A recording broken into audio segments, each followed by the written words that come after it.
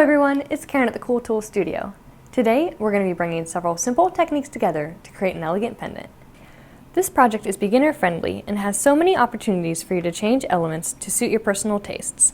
I can't wait to see what you all make with this project. So let's get started by taking a look at what you're going to need to make one of these pendants. Here's what I used in creating this pendant: a clay board, an ultra clay pick, a scalpel, some precision hole punches, a pair of tweezers, some mega mold, a wander roller, a sanding stick, sanding pads, clay thickness rolling frames, and EZ960 clay, both syringe and lump. I also worked with a long tourmaline shaped template, a snake maker, a round domed finishing touches mold, and a clay scraper. A wick away with a brush, some cool slip, tough cards. I also used Art Deco Shells texture tile and a 3mm round white diamond CZ. We're going to start off this project by setting our stone. And you might have seen me do this before, but this is a technique that I learned from Lizelle, where you set your stone with the cubic or the pointy side down, and then you have a snake maker here, and you want to make sure that you can move the snake maker across the stone without the stone moving along with it.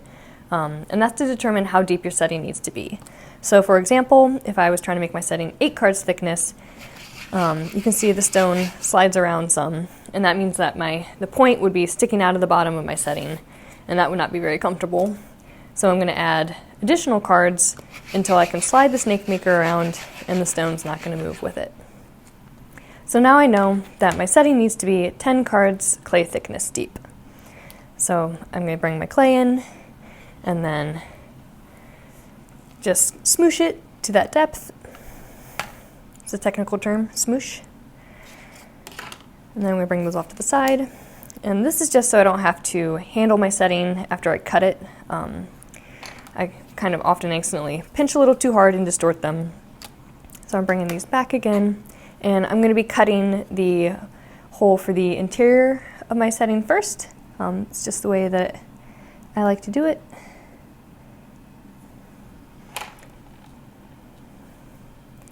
And then I'm taking my stone and placing it.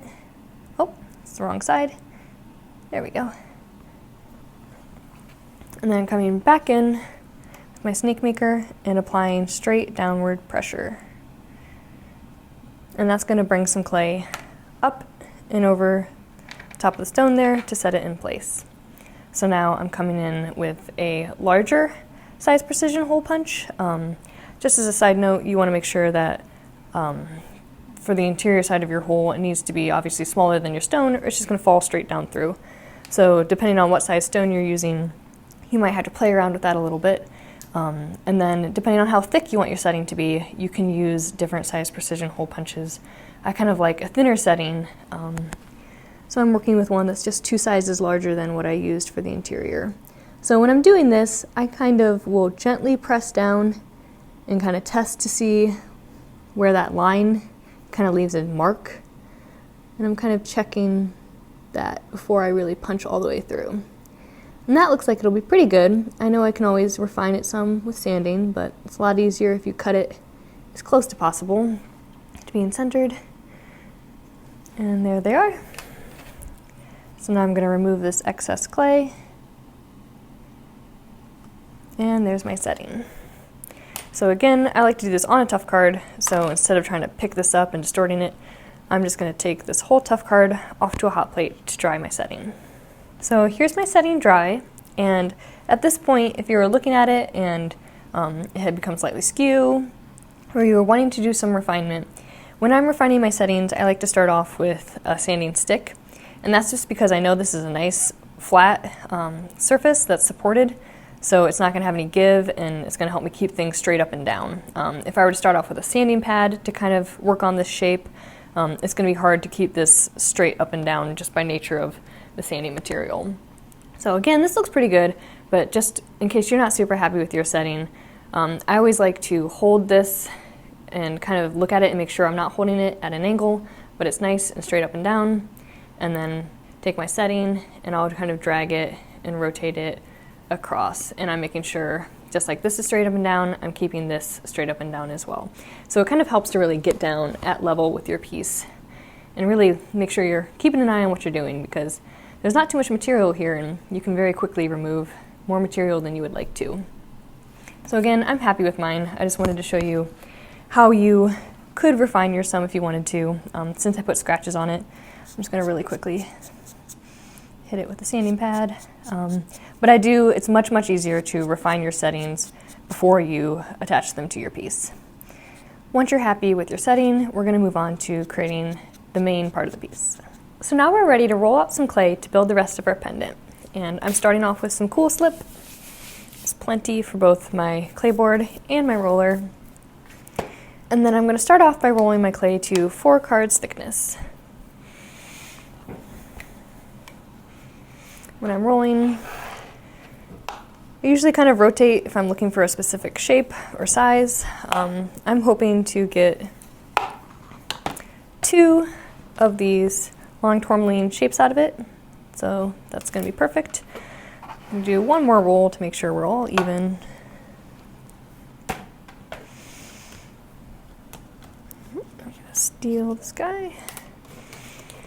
Then I'm bringing a tough card in to cut on top of to protect this work surface here. And I'm just kind of generally cutting this in half. One half of this is going to be textured to be my back plate, and the other half is going to be cut in half to go on top. So I'm setting this off to the side, and then I really like this kind of scalloped texture on another piece that I had made. I had used this linear one. There's so many different opportunities for texture and pattern on the back of your piece. I just think it's a kind of nice little surprise to flip the piece over and see a pattern. So there's some more cool slip. And I don't want this to be a super deep texture, so I'm texturing down to 3 cards thickness.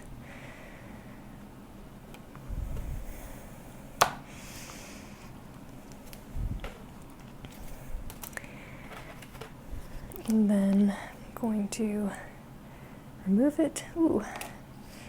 And then I'm actually going to have, again, this is the texture for my back, so I'm going to flip it and lay it on my tough card. So now for the kind of front panel of my piece, I'm leaving it thicker at 4 cards thickness. You could do even thicker than that if you'd like the kind of valley to look deeper, but I found 4 cards thickness worked well for my project. And I'm just going to kind of cut an organic line. Again, maybe you want a sharp, more bendy line, maybe you just want one curve. This is completely up to you. You're just going to cut an organic line.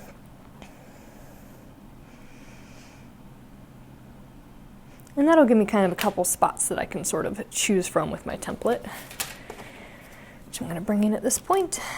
Again, so kind of peek at your texture to make sure it's facing the right way. If you don't want it sideways, or if you're really particular about which way your pattern faces on the back, you want to check that before you apply these elements. Now bringing in some water and a brush, and at this point I'm just going to liberally apply it to both of my pieces.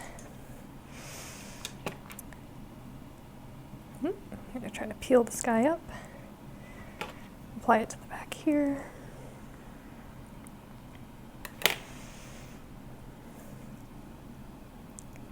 And I'm going to position it on top of my other piece.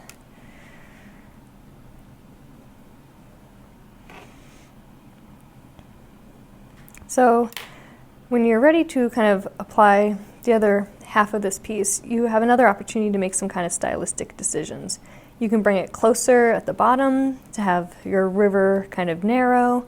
You can bring it out really wide. It's really entirely up to you, and I think that's kind of what makes this project really fun. So I think that looks nice. And now at this point, you can kind of just pat around. You can come in again with your snake maker, because you know that's a nice level surface, and apply some pressure. And now we're ready to cut out the shape of our piece.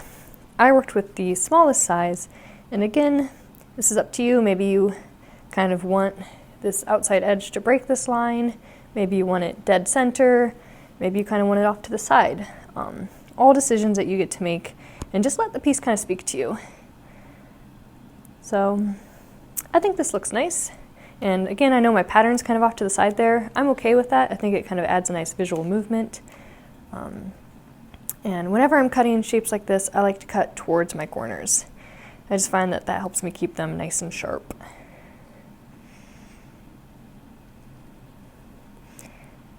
So again, you can make this project, I think, 10, 15 times, and every single time it's going to be a little different.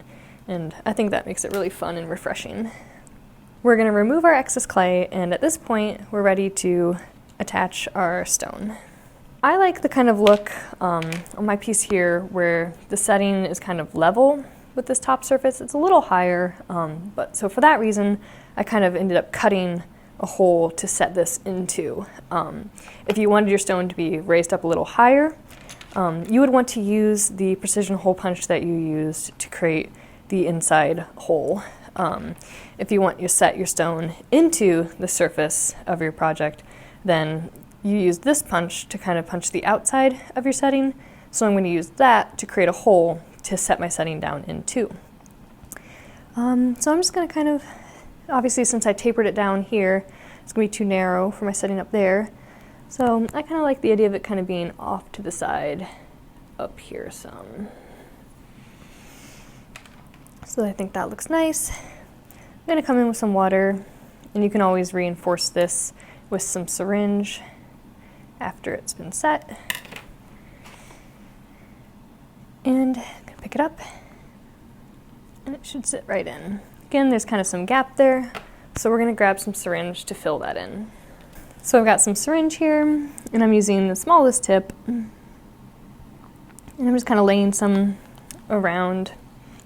I'm going to come back with a brush and smooth it out.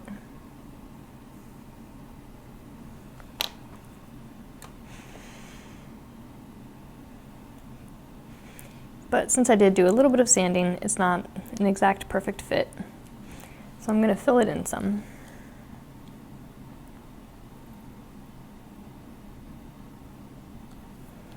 A little bit more here.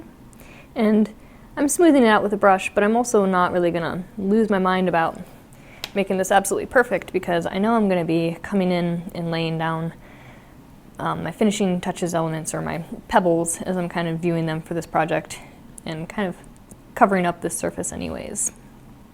But that's also going to make sure that I have a nice secure attachment here. Alright, so at this point we're going to take this piece off to dry. So while that's drying, I'm going to start making some of my little domed elements, and I'm working with this finishing touches mold, and I really love this round domed one. I think I could challenge myself to go a week without using it, and I'm not sure I would make it. I just really love working with the circular shapes. So what I'm doing here is I'm pushing the clay down in before kind of dragging across. And what that does is it pushes clay into the low areas of the molds and then removes it from the top. And I know I'm going to want a couple of these kind of larger, and then some more of the medium, and then lots of the small. So again, I'm really applying downward pressure, and I'm dragging across to push the clay in. And sometimes if you apply enough pressure, you don't even have to come back to remove clay from the top surface, but depending upon your angle, you might have to come back for a cleanup swipe. And I'm pushing the clay down in, and then removing from the top. And I kind of rotate. Sometimes you'll end up pulling away from the edges of the mold, and you want to kind of work it in a circular motion to really kind of fill all aspects of the shape. And I usually kind of, you can either load up your tool like I have been, or you can just take the clay and set it directly on top. And it just kind of takes a couple tries to figure out the way that your hands go naturally about this. So now that I've got these, I'm going to take them off to the hot plate to join my pendant and allow them to dry. I'm working with the round dome finishing touches mold because I think it looks like little river pebbles, and I really liked the way that it turned out. But we do have so many other options for finishing touches molds as well if you didn't really like the finished look of that piece. There's these seashells, these kind of faceted drops, stars, leaves, and these are just a few, but there's so many different ways that you can kind of mix and match and add a lot of visual interest to your piece with these repeating elements. So my piece is dried, and at this point I'm going to come in with my sanding stick and refine my outside edges. And again, I'm keeping this straight up and down, and this kind of straight up and down, and I'm going side to side across, following this edge. And this very quickly removes a lot of material, so keep checking your piece as you work. And if you wanted to kind of round, you could use your sanding stick at an angle if you didn't like the kind of straight up and down edge here, but I kind of like the blunt edge on this piece. So I'm making sure to keep both of my pieces straight up and down. That looks good. And it's just easier on your piece, and you're less likely to break it when you follow curves and shapes. If I was sitting here and going up and down, I have more opportunity to kind of wiggle one way or another and make this edge kind of skewed, but it's also going to create more drag, and you're going to be more likely to bend your piece and potentially break something. So follow your edges when you sand. All right, so when I'm happy with the shape, I'm now going to come in with my sanding pads to just clean up the scratches that I just made by refining the shape. And I'm following that edge again.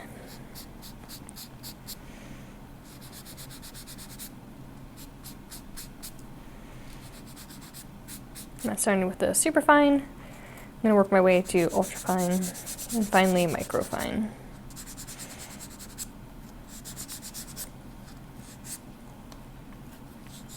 And then once I'm happy with my outside edge, I'm going to clean up my inside edge here. There's just kind of some spots where I had a little bit of drag from my pick, and since I'm not really looking to remove too much material, I'm going to start off with my microfine sanding pad. I'm just going to go straight to that and not start off with the more coarse grits.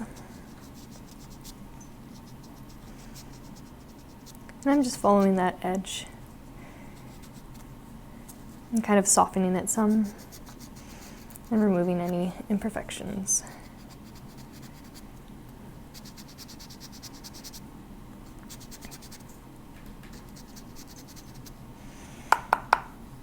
All right,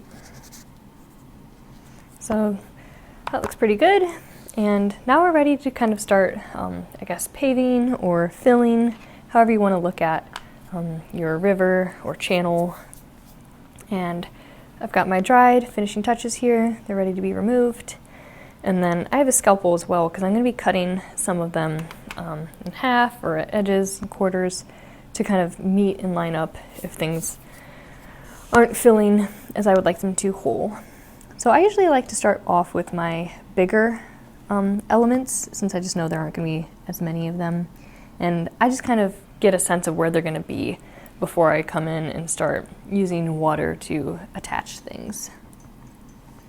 So I kind of like the shape here, but I don't think that I don't really love the way he fills all of that. So I'm going to take this element out, and I'm going to grab a different tough card really quick to minimize the mess here. And again, this is just to protect my rolling surface that I'm working on. And I'm just going to put my finger on top and then kind of decide where I want to cut, and then cut straight down. And I just have my finger on top so pieces don't fly everywhere when I cut. And I like the way that looks much better. There's some room to kind of sneak some other smaller pieces around it. So now I'm going to jump down to the smaller pieces. See how I feel about that guy. Put another one up here.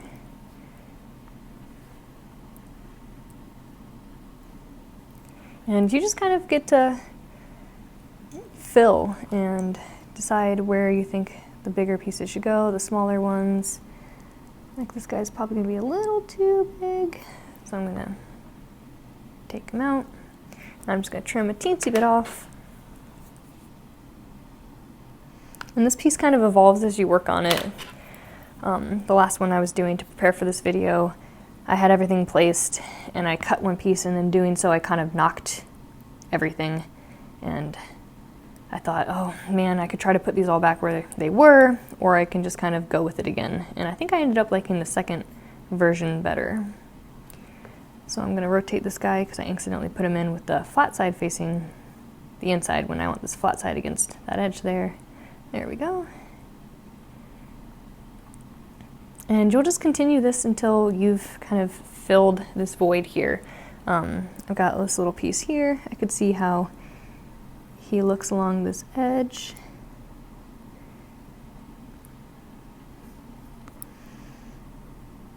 And you're just going to spend some time kind of placing things. Once I kind of generally have some of these bigger pieces placed, at this point I'm going to go ahead and start actually attaching them.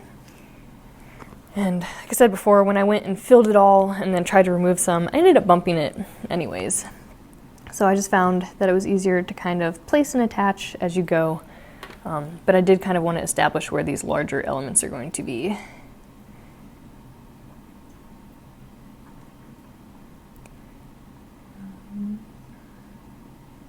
So I just took some water. EZ960 joins very readily to itself with the water.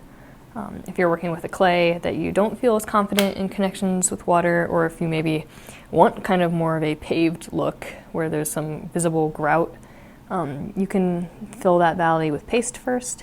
But I kind of liked the crispness to the way that things look when they're joined with just water. So I'm removing my pieces, brushing some water in, and putting them back.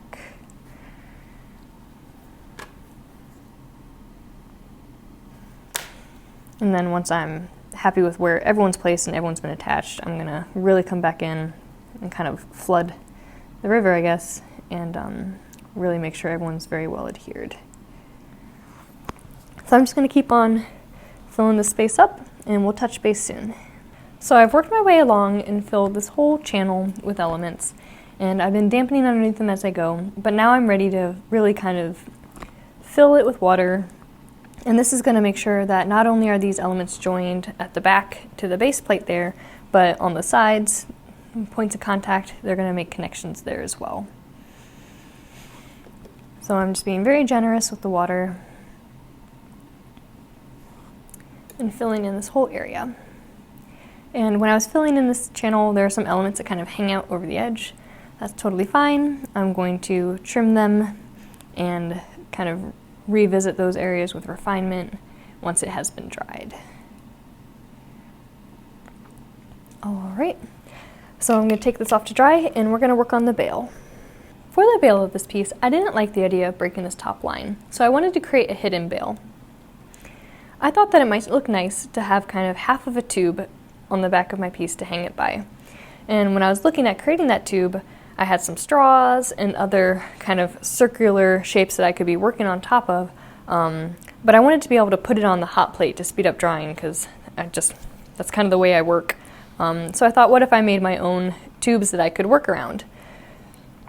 So I'm going to be working with this mold compound that Cool Tools sells. It's Mega Mold, and it comes in different colors.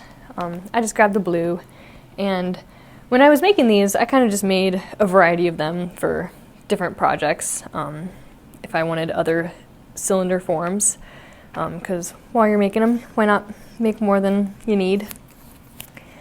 So I kind of have a library ready for future projects. So you mix this with equal parts white and blue, and you're not supposed to dip your finger from one into the other to contaminate. So I grabbed the white with a spoon there, and now I'm going to grab some blue.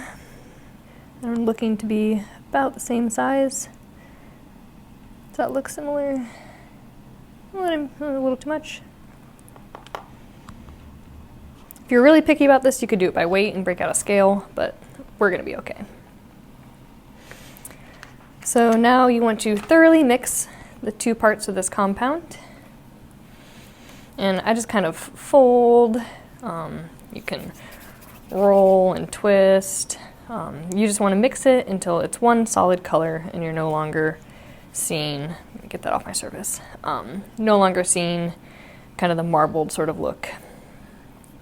And I've done this before in some other videos, but I like using the clay thickness rolling forms as support when I'm making coils, because it keeps your snake maker nice and level and you're gonna have a uniform coil. So I'm gonna be borrowing this technique that you may have seen in my other videos, where when I'm making a coil, I use thickness frames to keep it nice and level. That way when my snake maker is sliding across, I'm not gonna be angling it and making it tapered at all. So I've got 8 cards, 6 cards, and 4 cards thickness here for a total of 18 cards thickness. So just like when you make a coil, you're going to put your material underneath your snake maker here and just kind of quickly drag it back and forth. Alright, so there's kind of my form that I'm going to be building my bale on top of. Like I said before, while I'm doing this, I'll usually kind of go ahead and make some more for other projects. If I were to try to move this right now, it's going to distort it. It's not going to be nice and straight, and I'm going to just kind of screw it up. So since I am kind of working with the timeline here, since this does dry quickly, I just kind of scoot off to the side, find a new spot on my work surface, and I'm going to let that guy be. So here's a slightly thinner one that I can save for another project. And like I said, while you're doing this, you might as well make some extras for other purposes and uses. You'll never know when they'll come in handy.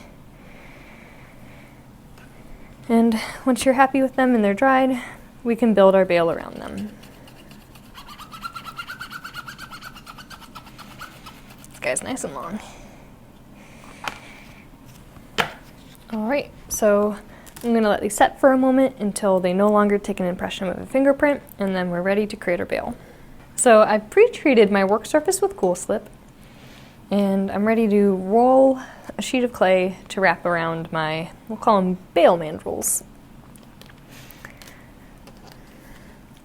So I've got this flat side here, and this is actually kind of plenty of clay, maybe a little bit too much, just to make it a little more manageable. I'm going to do some trimming.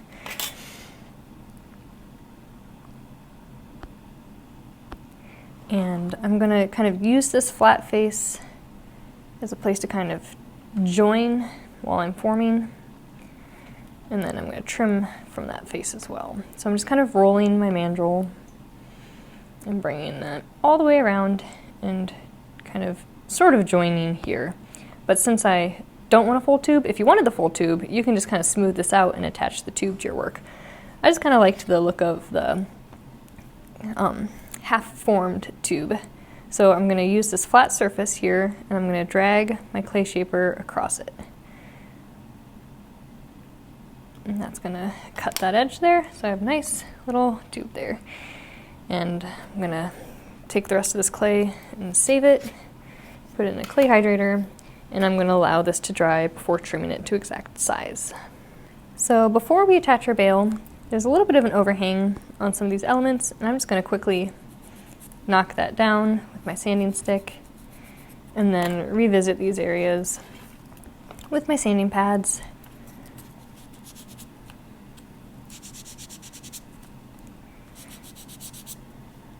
And just really quickly kind of bring them up to the nice surface again. And now I'm going to go over this top surface as well. And this one dome is kind of a little bit higher than the platform there. I don't really love that, so I'm going to remove some material there and just kind of level it out with it.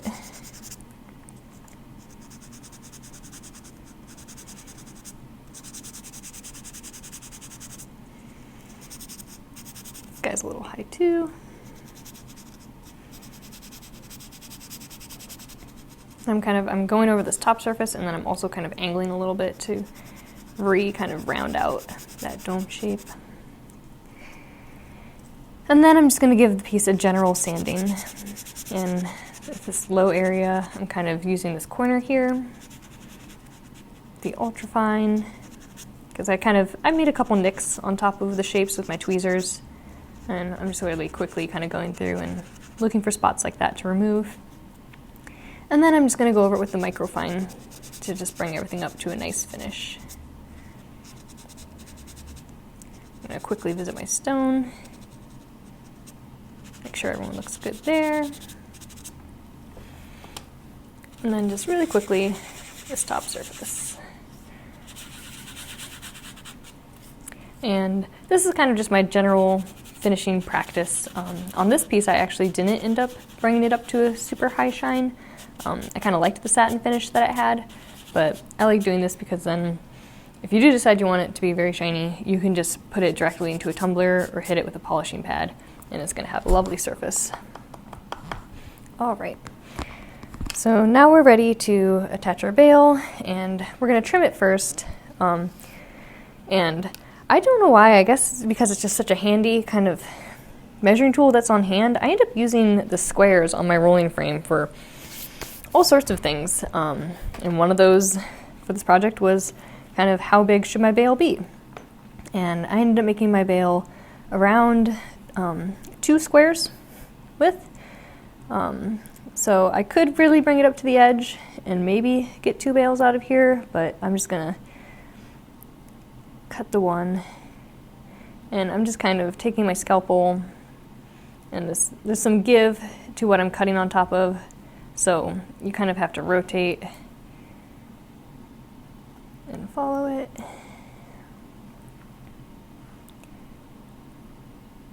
I'm just cutting off this excess clay. So 1 square, 2 squares, about. And I also kind of like making these mandrels because if I'm cutting into the silicone with my scalpel, or, you know, they can take some wear and tear, and I can really easily just make a new one if I end up damaging it.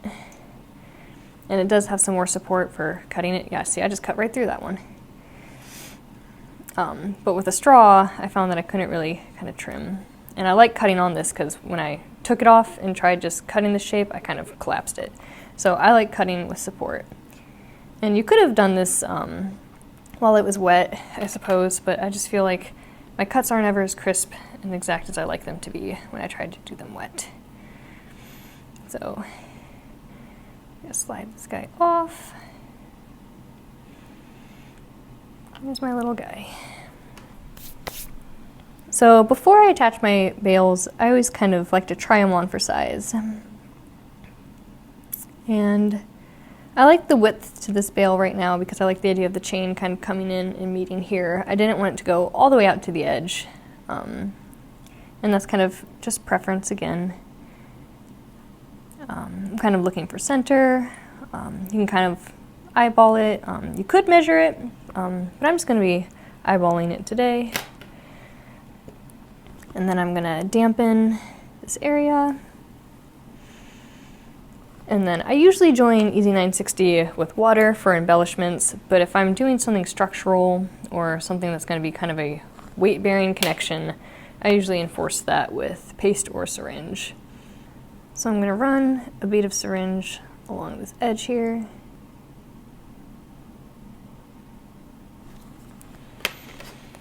And then I usually grab the top here with my tweezers, so I'm not smearing that all over.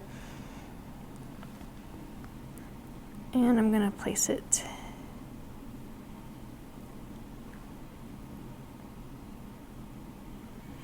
I always kind of like to look at my pieces from the side to make sure that not only is the bail looking centered from this side to this side, but that it's not at an angle and your piece isn't going to hang crookedly.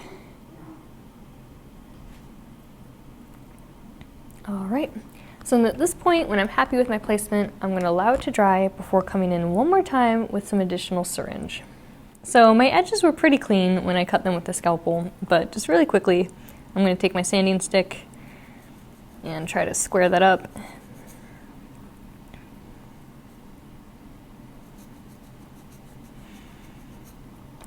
All right, so that looks good.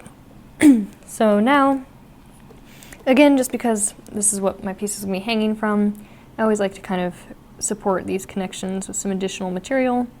So I'm running a bead of syringe here.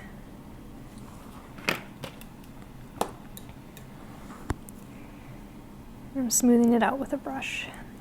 I'm kind of brushing away from my texture. That way I'm not going to be putting too much clay into those details there. And it's kind of trickier on the setting here. I'm also making sure I'm not pushing clay down into that setting. All right, same treatment at the top here.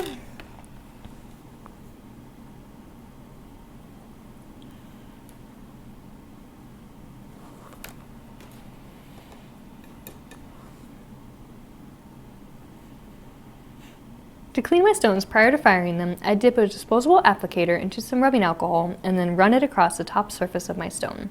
My piece is now ready to be fired. For firing this piece, since it has a bail on the back and isn't perfectly flat, it can't be fired directly on a flat surface like a firing brick. Instead, it needs to be fired in a dish with support. I fired this piece in a dish of alumina hydrate at 1675 for 2 hours. So while my other piece is firing, I have a different piece prepared to show you how I like to finish this piece. I'm going to be using Black Max today, so I have gloves on and I'm working in a well-ventilated area. I like Black Max because it's a really nice matte black finish, and I think it complemented this piece. So I dip my applicator in, and I mostly just want the patina in this low area, so I'm going to kind of run it through there.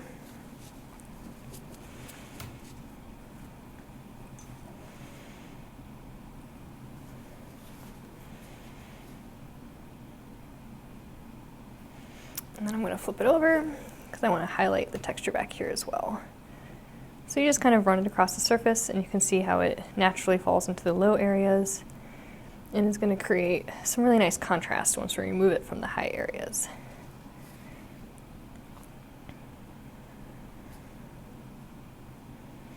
So at this point, once it's all been applied, I like to pat it with a paper towel to remove any excess chemicals there, and then I'm going to also thoroughly rinse it before removing my gloves and sanding the top surface. So now I'm going to come in with this yellow sanding block and remove the patina from the high areas.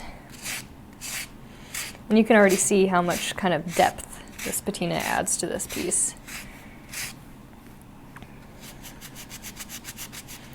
Gonna really get into that corner. Got some on this top edge here that I'm going to remove. And then when I was first making this project, I was initially planning on bringing it up to a high polish afterwards by tumbling, but I actually kind of just really liked this kind of more satin kind of brushed finish that I was getting with this sanding block.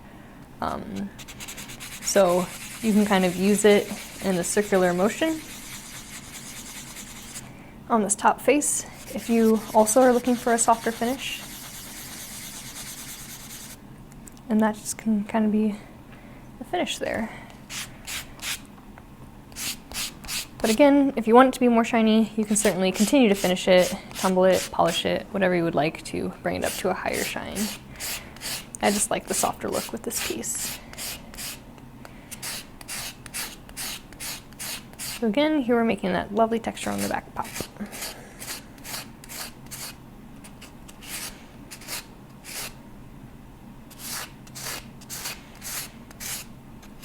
The piece I made here today is still in the kiln, but here are some other examples of pieces that I made using the same technique. I think this kind of demonstrates how each and every time you make it, it's going to look a little bit different. This project is really enjoyable to make, and I'm so happy with how it turned out. There's so many ways you can customize it to make it your own, and I can't wait to see what you do with this project. Thanks for watching.